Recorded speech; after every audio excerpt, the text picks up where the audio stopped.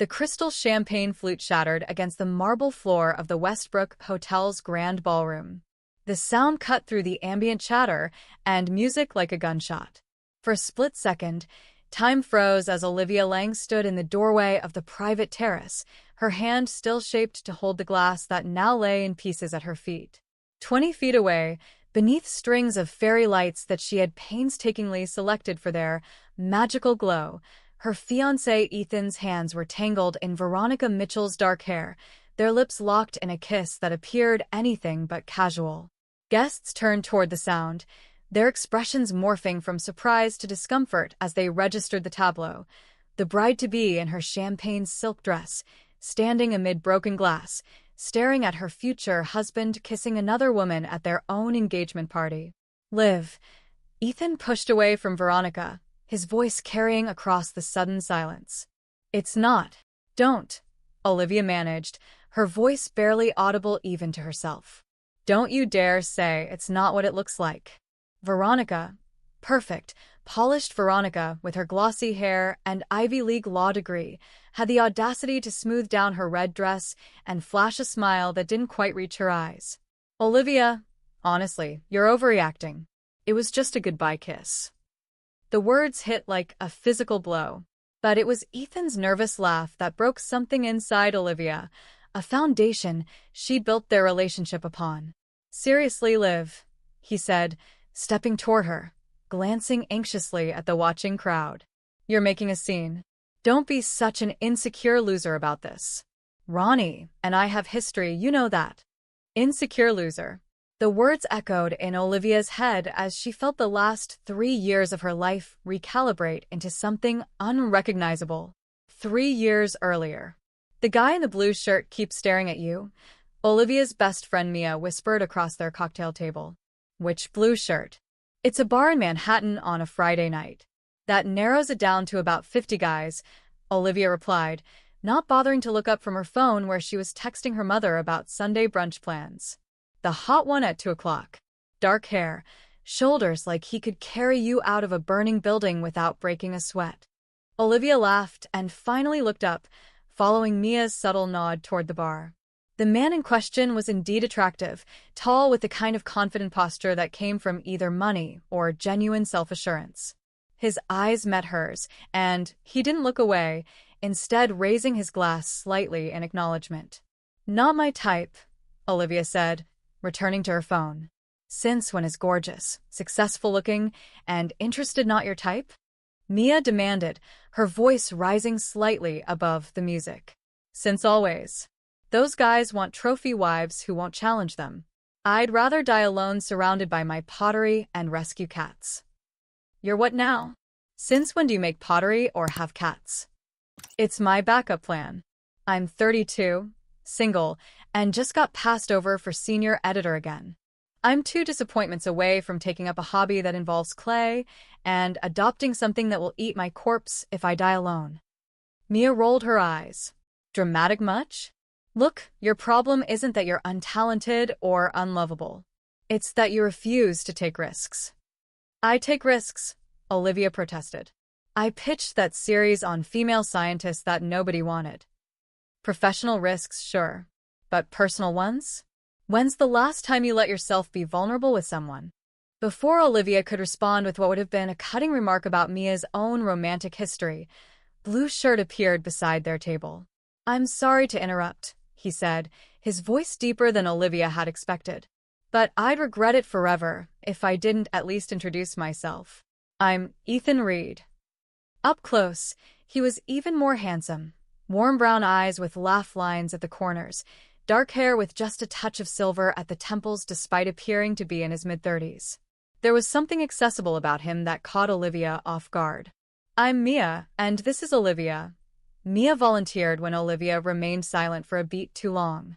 Olivia, he repeated, as though testing the name. I have a proposition for you. I bet you do, Olivia replied dryly. To her surprise, Ethan laughed, a genuine, unaffected sound. Not that kind. I'm here for my publishing company's holiday party. I'm an editor at Meridian Press. The thing is, my ex is here with her new boyfriend, and I'm trying very hard not to look pathetic. Would you consider having one drink with me, just so I can salvage some dignity? Olivia studied him, looking for signs of deception. That's the line you're going with. Help me make my ex jealous? It's not a line. It's the embarrassing truth. She's over there in the green dress. Don't look now. Both Olivia and Mia immediately turned to look. Subtle, Ethan commented with a wince. The woman in the green dress was stunning, model thin with dark hair cascading down her back, wearing the kind of simple, expensive dress that Olivia could never justify on her publishing salary. That's Veronica Mitchell, Mia whispered. The lawyer? She was on the cover of New York Business Monthly last year. That's your ex? Olivia asked, turning back to Ethan with newfound respect. What happened? Did she leave you for a billionaire hedge fund manager? Ethan's face fell slightly. No, actually. I left her. Plot twist, Mia murmured. Why would you leave that? Olivia asked before she could stop herself. Because dating someone who looks perfect on paper doesn't necessarily make for a perfect relationship, he said simply. So, about that drink? Perhaps it was the honesty in his response, or the way he didn't seem bothered by her directness, or maybe just the two cosmos she'd already consumed, but Olivia found herself nodding. One drink. One drink turned into three. 3 drinks turned into dinner the following night. Dinner led to weekend hikes in the Hudson Valley, lengthy debates about books over wine in his Tribeca apartment, and holidays with each other's families. Being with Ethan was effortless in a way Olivia hadn't experienced before. He was ambitious but kind, driven but present. For the first time, Olivia allowed herself to believe in the possibility of partnership without compromise. By their second anniversary, they were living together in a Brooklyn Heights apartment with a small balcony where Olivia grew herbs and tomatoes. She'd been promoted to senior editor at her publishing house, and Ethan had become editorial director at Meridian, overseeing their expansion into digital platforms. The proposal came on a random Tuesday evening as they were cooking dinner together. No elaborate setup, no audience, just Ethan dropping to one knee in their kitchen between chopping vegetables and stirring pasta sauce, holding up his grandmother's vintage emerald ring. I don't want any more Tuesdays without you, he said simply. Marry me? Through happy tears, Olivia had nodded, wrapping her arms around his neck as he lifted her off the ground in celebration. The engagement party wasn't her idea. That was Ethan's mother Catherine's suggestion, a proper celebration at the Westbrook, where Catherine was on the board of directors. You only get engaged once, she had insisted, though Olivia noted that Catherine herself had been engaged 3 times. Still, Olivia went along with it. She chose a dress that made her feel confident, worked with the hotel's event planner, and sent out invitations to their closest friends and family. She even relented when Catherine insisted on inviting some of Ethan's important publishing connections. And Veronica RSVP'd yes, Mia reported over lunch a week before the party, scrolling through the event planning app on her phone. As Olivia's maid of honor, Mia had access to all the details. Veronica? As in Ethan's ex. Olivia set down her fork. The very same. Apparently, Catherine invited her. They still move in the same social circles. That's weird, right? Inviting your son's ex to his engagement party. Mia shrugged. Rich people are different. Maybe it would be more awkward not to invite her? Besides, Ethan broke up with her. It's not like she's some heartbroken ex pining for him. I guess, Olivia said, though a knot of discomfort formed in her stomach. Ethan hasn't mentioned her in ages. I don't think they're in touch. Then you have nothing to worry about, Mia said confidently. Now, about the seating chart. The night of the engagement party, Olivia felt a flutter of anxiety as she applied her lipstick in the hotel's luxurious bathroom. The Westbrook was intimidatingly elegant, all marble and crystal and old money. She could hear the string quartet playing in the ballroom and the gentle hum of arriving guests. There you are, Catherine said, appearing in the doorway in her designer gown. People are asking for you, and you look lovely, dear. Thank you, Olivia said, smoothing her dress. I'll be right out. Ethan was looking for you. I think he stepped out onto the terrace to take a call. Olivia nodded, gave herself a final once-over in the mirror, and headed toward the ballroom. She accepted congratulations from guests, smiled for photos, and gradually made her way toward the terrace doors to find her fiancé. That's when she saw them through the glass, Ethan and Veronica, standing too close together. She watched as Veronica placed her hand on Ethan's chest, leaned in to whisper something, and then their lips met. And everything Olivia thought she knew shattered along with her champagne glass. "I'm not being insecure," Olivia said, her voice stronger now as anger burned through the initial shock. She was acutely aware of the roomful of people watching, her parents, his parents, their friends, colleagues, and various Manhattan elite who Catherine had insisted on inviting. "We can discuss this privately," Ethan said, his face flushed as he glanced around at their audience. "No, I don't think we will," Olivia replied. "You just kissed your ex-girlfriend at our engagement party and then called me an insecure loser for being upset about it. I think we're well past privacy." Veronica sighed dramatically. "This is ridiculous. Ethan and I have known each other for years. We're allowed to be friends." "Friends don't kiss like that," Mia interjected, appearing at Olivia's side with a protective arm around her shoulders. Ethan's father cleared his throat. "Perhaps we should give them some space."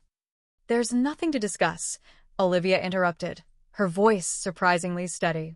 She slipped the emerald ring from her finger and held it out. "I think this belongs to your family, Ethan." "Liv, you're overreacting," Ethan said, making no move to take the ring. "It was just a moment of nostalgia. It meant nothing." "If it meant nothing, why were you doing it?" Olivia asked. "Ronnie and I were just talking about old times, and—" "Ronnie?" Olivia repeated. "When did she become Ronnie again?" Ethan ran a hand through his hair. "You're blowing this completely out of proportion."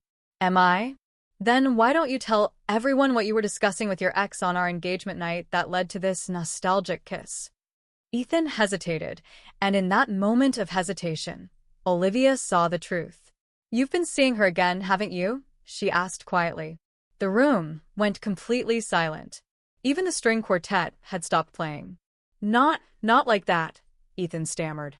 "We've had lunch a few times. She's been advising me on the Harrington contract. It's professional." "Professional?" Olivia repeated flatly.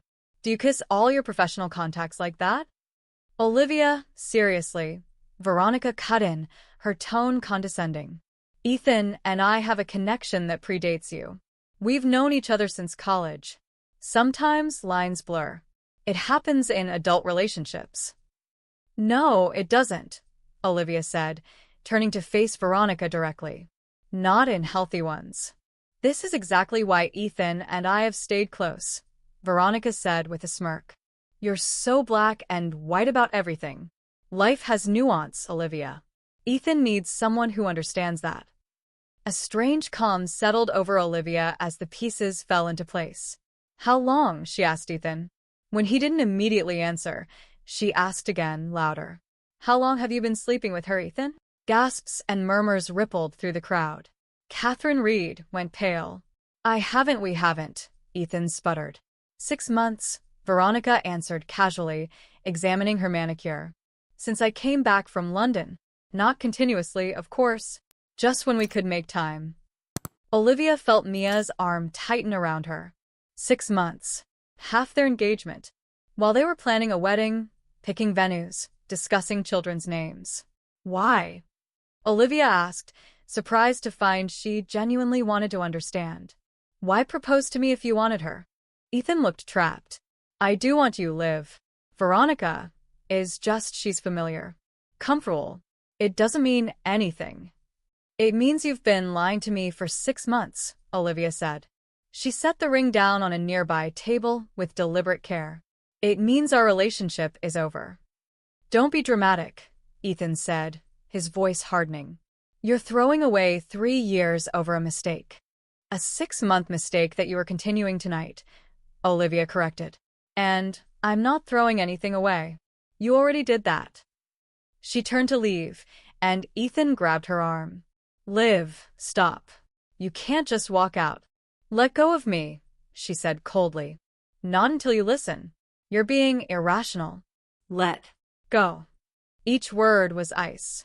"Ethan," his father warned. Ethan released her arm, but blocked her path. "You won't find anyone who loves you like I do," he said, his voice low. "You're difficult, Liv. You're demanding and critical and obsessive about your work. I accepted those things about you. Who else will?"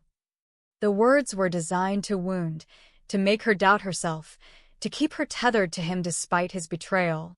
Olivia recognized the tactic for what it was. She had edited enough psychological thrillers to recognize emotional manipulation. "Someone better," she replied simply, and walked past him toward the exit. She made it to the hotel lobby before the tears started, hot and fast. Mia was right behind her, already calling for a car.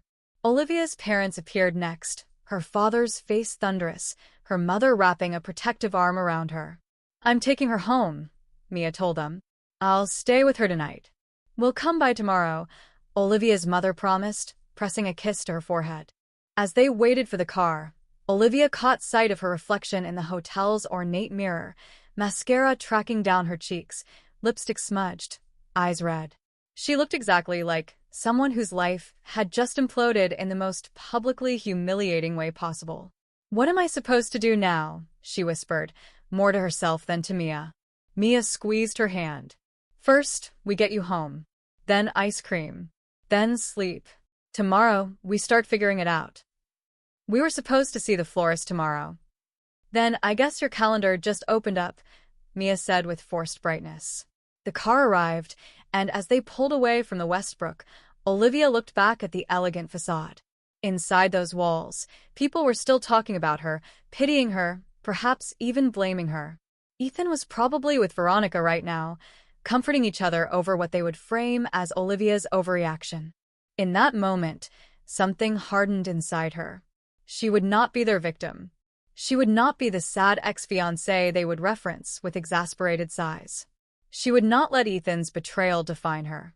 By the time they reached her apartment, Olivia's tears had dried. "I don't want ice cream," she told Mia as they entered. "Alcohol, then?"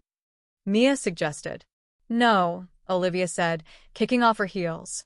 "I want a plan." 3 months later. Ethan stared at his phone screen in disbelief. The article headline seemed to pulse against the white background. Rising star editor Olivia Lang signs 7-figure deal with HarperCollins. "Is this a joke?" he asked the empty conference room. It couldn't be real. Olivia had been a mid-level editor at a respectable but small publishing house. 7 figures was the kind of advance offered to top-tier editors with multiple bestsellers under their belt. His phone buzzed with a text from Catherine. "Have you seen this? Call me." Another notification, his assistant letting him know that the board meeting had been moved up an hour. And then another text, this one from Veronica. "We need to talk about the Meridian situation. Dinner tonight." Ethan rubbed his temples. The Meridian situation was that their stock had dropped 15% after their much-hyped digital platform launch had been plagued with technical issues. The platform had been his baby, his big play for the future of the company, and possibly his ticket to CEO when Harold Winthrop eventually retired. Now the board was getting nervous. Investors were asking questions, and Veronica, who had initially been advising on the project but had gradually taken over more aspects of it, was distancing herself from the problems. His phone rang. Catherine again. "Mother, I'm about to go into a meeting. Is it true about Olivia?" Catherine demanded, without preamble. "Apparently," Ethan said, trying to keep the bitterness from his voice. "Good for her." "Don't be petulant, Ethan. It's a concern. The article mentions she's bringing her entire team and client list with her, including the Harrington account." Ethan felt as though he'd been doused in ice water. "That's not possible. Harrington is contracted with Meridian." "Well, something's changed. Harold just called your father in a panic. Apparently, Harrington's people informed Meridian this morning that they're exercising some escape clause in their contract." "There is no escape clause," Ethan insisted, though doubt crept in. Veronica had handled the legal review of the Harrington contract. Had she missed something? "Figure it out," Catherine said tersely. "Your father's worried about your position if Meridian loses Harrington." The call ended, and Ethan stood, straightening his tie and gathering his notes for the board meeting. He would have to project absolute confidence, assure the board that the platform issues were being resolved and that the Harrington situation was a misunderstanding. As he stepped into the elevator, his phone buzzed with another notification, an email from Olivia. The first contact since the engagement party. The subject line read simply, "Long overdue." Curiosity overriding caution, Ethan opened it. Ethan, *, congratulations on the Meridian digital launch. I've been following the coverage with interest.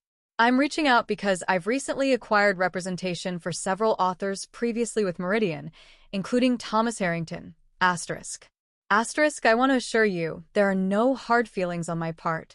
As you often said, publishing is a small world, and we're bound to cross paths professionally, *. In fact, I'll be at the publisher's weekly awards dinner this evening. Perhaps we can speak briefly about ensuring a smooth transition for the authors, *. Best regards, Olivia Lang, Executive Editor, HarperCollins. Ethan read the email twice, searching for hidden meaning or sarcasm. It sounded professional, almost cold. No sign of the emotional woman who had thrown her engagement ring at him 3 months ago. The elevator doors opened on the executive floor, and Ethan stepped out, immediately spotting the concerned faces of the board members gathered in the glass-walled conference room. This was going to be a difficult meeting. 2 hours later, Ethan emerged feeling shell-shocked. The board had been merciless, questioning every decision he'd made with the digital platform and expressing serious concern about the potential loss of the Harrington account, which represented nearly 20% of Meridian's fiction revenue. "Fix it," Harold Winthrop had said simply at the conclusion. "Or, we'll find someone who can." Ethan's phone rang as he returned to his office. "Veronica." "The board meeting was a bloodbath," he said without greeting. "I heard," Veronica replied. "Harold called our firm's managing partner. They're considering legal options regarding the platform failures." "What?" "It was just some launch bugs. Every tech rollout has issues. Investors don't see it that way. And now with Harrington potentially leaving. Did you know about the escape clause?" Ethan interrupted. There was a pause. "What escape clause?" "Harrington is apparently leaving for HarperCollins. With Olivia Lang." Another, longer pause. "That's unexpected. So, you didn't know my ex-fiancé could poach our biggest client? I thought you reviewed that contract." "I did," Veronica said, her voice turning defensive. There was no traditional escape clause. But there was language about maintaining the existing editorial relationship. If Harrington specifically wanted to work with a particular editor who left. Ethan closed his eyes. "And you didn't think to mention this when Olivia and I split?" "I didn't think she had that kind of pull, Ethan. She was a nobody." The dismissive way Veronica spoke of Olivia made something twist uncomfortably in Ethan's chest. "Apparently not anymore. She's going to be at the PW dinner tonight." "So am I," Veronica said. "Kendall Partners bought a table. I'll help you smooth things over with Harrington." "I don't need your help," Ethan snapped, then immediately regretted his tone.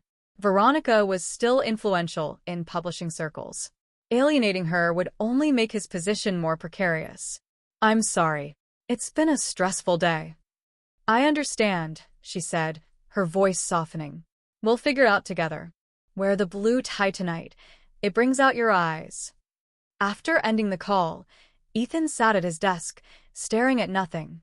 How had everything unraveled so completely? 3 months ago, he had been engaged to a woman he loved, on track for the CEO position, and riding high on the promise of Meridian's digital future. Now his relationship was over, his career was in jeopardy, and Olivia, quiet, dedicated Olivia, who had always been content to remain in his shadow, was suddenly the publishing world's rising star. The publisher's weekly awards dinner was held at the Plaza, a fitting venue for the industry's most prestigious annual event. Ethan arrived early, needing time to compose himself before facing his peers, many of whom would have read about Olivia's coup. He was nursing his second scotch at the bar when he saw her enter. Olivia was wearing a sleek black dress that he'd never seen before, her auburn hair styled in elegant waves. But it was her demeanor that struck him most. She moved with a confidence he didn't recognize, smiling and accepting congratulations from industry heavyweights who had barely acknowledged her existence before.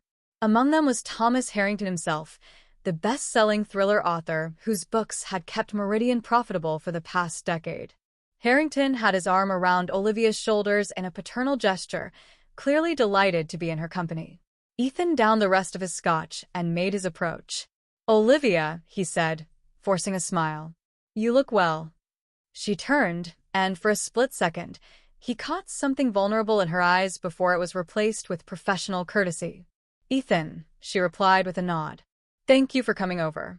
I'd like you to officially meet Thomas Harrington." "Thomas, this is Ethan Reed from Meridian."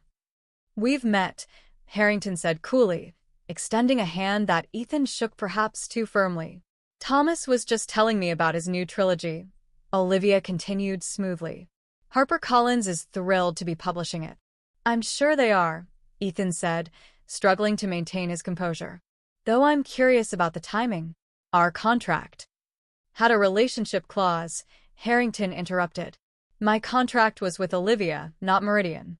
When she left the industry, I agreed to stay because she assured me her replacement would maintain her editorial vision. But when I heard she was returning to publishing, I'm flattered that Thomas still values our working relationship so highly," Olivia said with a genuine smile toward the author. "Why wouldn't I? 6 bestsellers together isn't luck, it's chemistry," Harrington said fondly. "Besides, you're the only editor who isn't afraid to tell me when my third act falls apart." A server approached with champagne. "Ms. Lang, they're ready for the photographs with the award winners." "Excuse me," Olivia said, accepting a glass. "Thomas, would you mind?" "Not at all, my dear." "Mr. Reed," Harrington said with a curt nod before following Olivia. Ethan stood alone, acutely aware of the glances and whispers directed his way. He felt a hand on his arm and turned to find Veronica beside him, stunning in a red dress reminiscent of the one she'd worn to his engagement party. "That didn't look like it went well," she observed. "Harrington's going with her." "It's official," Ethan said flatly.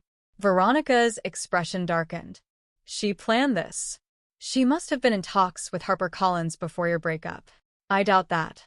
Why else would they give her such a prominent position?" "She must have promised them the Harrington account."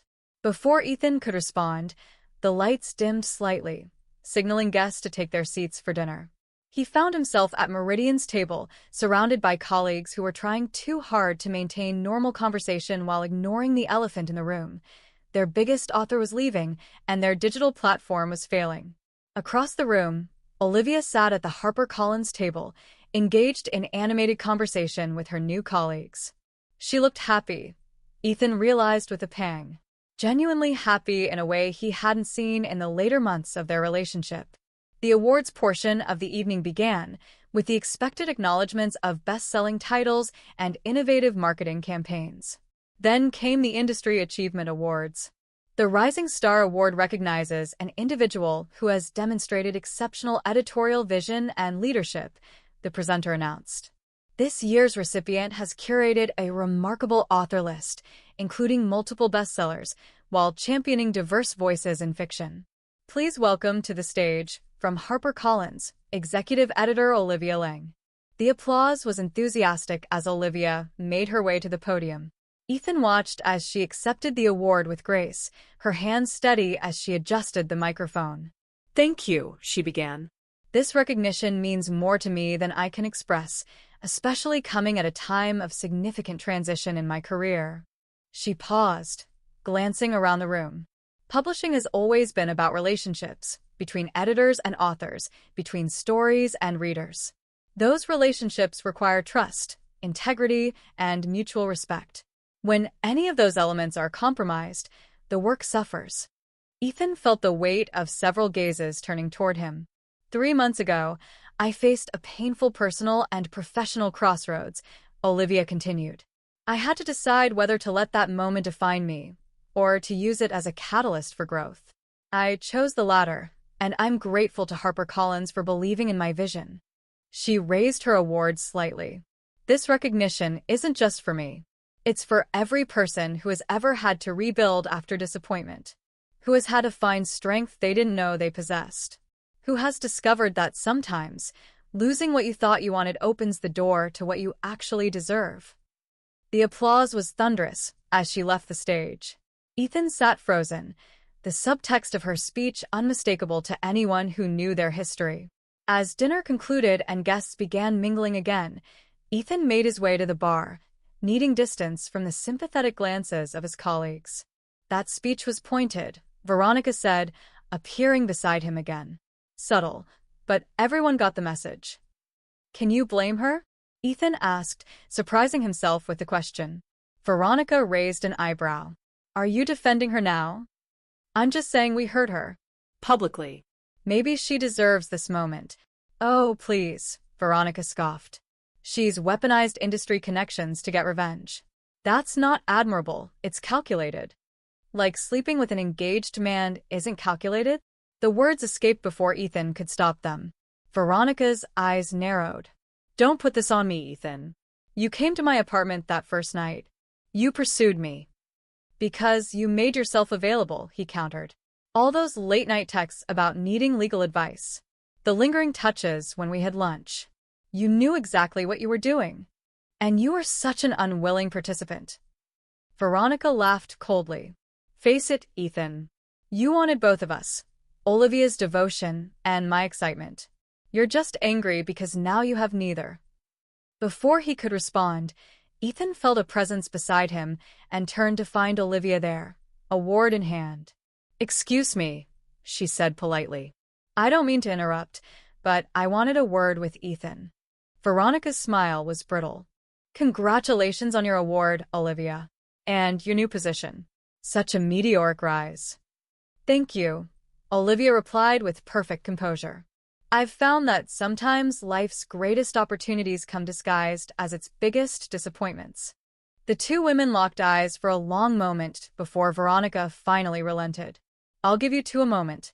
Ethan, find me before you leave. She walked away, her red dress aflame in the crowded room. You wanted to speak with me? Ethan asked when they were alone. Olivia nodded. I wanted to clear the air. Professionally speaking. Your speech already made your feelings quite clear. My speech wasn't about you, Ethan, she said quietly. It was about me. About my journey. A journey that conveniently includes taking Meridian's top author. Olivia sighed. I didn't poach Thomas. When HarperCollins approached me, his name never came up. He found out about my move from the trade news and called me himself.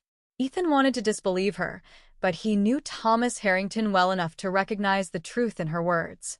The author was notoriously loyal to editors he trusted. So this wasn't about revenge? He asked, searching her face. No, she said simply. It was about finally believing I deserve better. In every aspect of my life. The words hit him with unexpected force. Had he ever truly appreciated what he had in Olivia? Had he recognized her talent, her quiet determination? I'm sorry, he said suddenly. For what happened at the engagement party. For everything before that.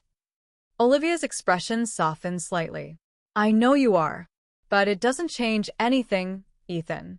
I made the biggest mistake of my life, he admitted, the scotch perhaps loosening his tongue.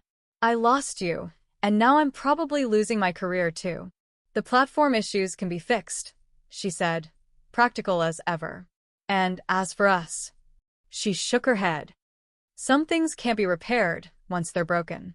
Trust is one of them. Liv. I need to get back to my table, she interrupted gently.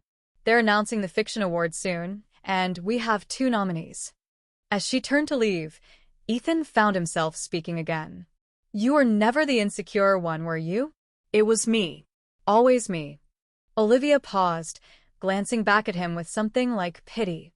Goodbye, Ethan. He watched her return to the HarperCollins table, where she was welcomed with smiles and congratulatory touches. Thomas Harrington pulled out her chair for her, the gesture respectful and grandfatherly. She belonged there, Ethan realized. She had found her place. His phone buzzed with a text from Veronica. Ready to leave? This event is depressing. Across the room, Olivia laughed at something her new boss said, her award glinting under the chandelier light. She hadn't looked back at him once. 1 year later, the autumn air was crisp as Olivia hurried up the steps of the New York Public Library, her heels clicking against the marble. Inside, the hushed atmosphere wrapped around her like a familiar embrace. She checked her watch, 15 minutes early for her meeting. Perfect. She found a quiet corner to review her notes one last time. The manuscript under consideration was promising, a debut novel that had sparked a minor bidding war before landing with HarperCollins. Olivia had championed it personally, seeing echoes of Thomas Harrington's early work in the author's voice. As she flipped through her annotated pages, a shadow fell across her notebook. Ms. Lang. She looked up to find a young woman in her 20s, clutching a leather portfolio to her chest. Maya-chan? Olivia asked, rising to shake hands. You're early. I couldn't wait, the author admitted. I've been pacing around Bryant Park for an hour. Olivia smiled, remembering her own nervous energy as a young editor meeting with important authors. Let's find somewhere more comfortable to talk. They settled in at the library's cafe, and Olivia watched as Maya carefully placed her portfolio on the table, hands trembling slightly. Before we start, Olivia said gently, I want you to know that your manuscript is exceptional. That's already established. This meeting isn't about whether your book is good enough. It's about how we can make it even better and how we can build your career together. The relief on Maya's face was palpable. Thank you. When my agent told me you personally requested to edit my book, I couldn't believe it. After what you did with the Harrington trilogy finale? Thomas did all the heavy lifting there, Olivia said modestly. I just asked the right questions. Their conversation flowed easily as they discussed character motivations and plot structures. Maya was sharp and receptive to feedback, exactly the kind of collaborative author Olivia loved working with. As they wrapped up their meeting 2 hours later, Maya hesitated before gathering her things. Can I ask you something personal? Olivia tensed slightly, but nodded. I read that profile of you in Publishers Weekly last month, about your journey to executive editor. They mentioned that you rebuilt your career after a personal setback. I'm going through something similar, a relationship ending badly, having to restart. How did you find the strength to turn it into something positive? Olivia considered the question carefully. I realized that the story I was telling myself, about my worth, about my place in the world, was someone else's narrative. So, I decided to write my own. Maya nodded thoughtfully. That's beautiful. Thank you for sharing that. After saying goodbye to Maya, Olivia decided to walk back to her office, enjoying the fall colors in the trees lining the streets. Her phone rang as she was waiting at a crosswalk. Mia. How was the meeting with the Wunderkind author? Mia asked without preamble. Promising, Olivia replied. She's talented and hungry. Reminds me a bit of me at that age. Except you're now the powerful editor nurturing new talent instead of the nervous assistant getting coffee. I still get my own coffee. Thank you very much. Speaking of which, are we still on for dinner tonight? Marcus is cooking that pasta thing you like. Wouldn't miss it, Olivia assured her. Since Mia had started dating Marcus 6 months ago, their Friday night dinners had become a cherished ritual. Good, because there's someone I want you to meet. Olivia groaned. Mia, we've discussed this. No more setups. He's different, Mia insisted. He's a literature professor at Columbia. Smart, funny, reads actual books. Nothing like Ethan. Olivia finished for her. It's okay to say his name. I won't shatter. Fine. Nothing like Ethan. This guy's actually genuine. I'm focusing on work right now, Olivia said, the response automatic after a year of deflecting similar suggestions. The imprint launch is in 3 months and you can spare one evening to have dinner with interesting people, Mia interrupted. You don't have to marry him. Just talk to him. Olivia sighed. Fine. But if he starts mansplaining Proust to me, I'm leaving. Deal. See you at 7. As Olivia entered the HarperCollins building, the security guard greeted her by name. In the elevator, a junior editor asked for her opinion on a cover design. In her office, her assistant had arranged her afternoon schedule with military precision, including time for her to review Maya Chen's manuscript notes. This was the life she had built from the ashes of her engagement, purposeful, successful, surrounded by books and ideas and creative energy. Sometimes she still woke up reaching for someone who wasn't there, but those moments had become increasingly rare. She was reviewing production schedules when her assistant knocked on her open door. "Sorry to interrupt, but there's something you should see." He handed her his tablet, open to a publishing news site. The headline made her breath catch. Meridian Press acquired by Penguin Random House after year of declining revenue.